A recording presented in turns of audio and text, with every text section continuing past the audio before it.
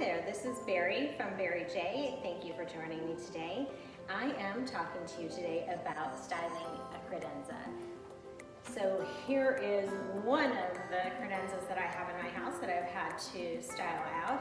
It is obviously a large carved Indian piece, and I have put a very large mirror on top of it as well. It's 5 feet tall up there.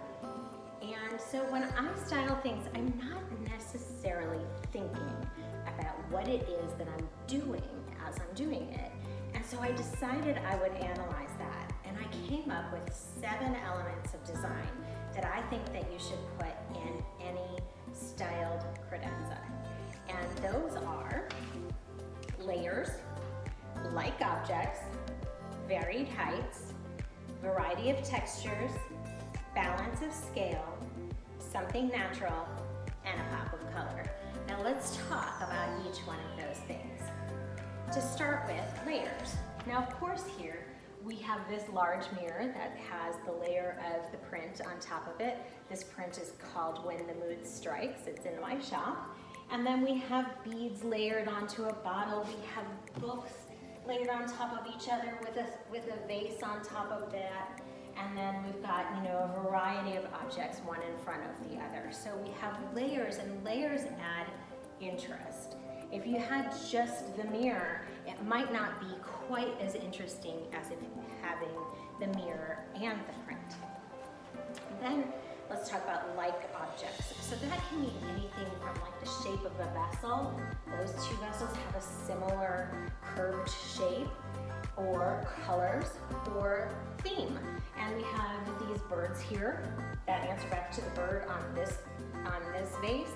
And we have like colors as well. So we have all this green going on, and then we have a blue in this bird, and there's also blue in here. So we have things that answer to each other. Even this pottery answers to the colors of the candlestick and the vase.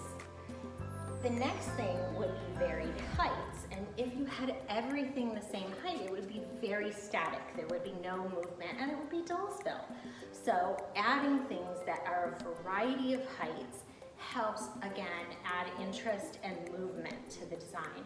So here we have this larger planter, and everything kind of goes in a wave, and that's the movement of the design. The next thing would be a variety of textures. This also adds interest.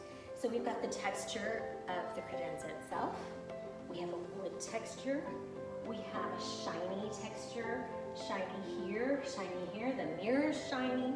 We have the texture of the beads. We have embossed textures.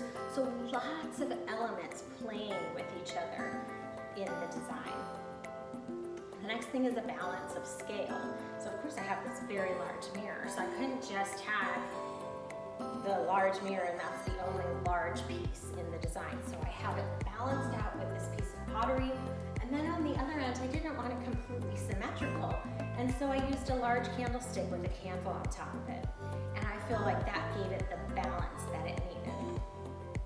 The next thing is something natural, and for my natural elements, I always turn to plants, and wood is a great natural element to have in any design too. So I've got the 2 plants, the one flanking the side, and the one up here, and of course the wood credenza. So those things add life to a design. You see in my house, I have wood and I have plants all over the place.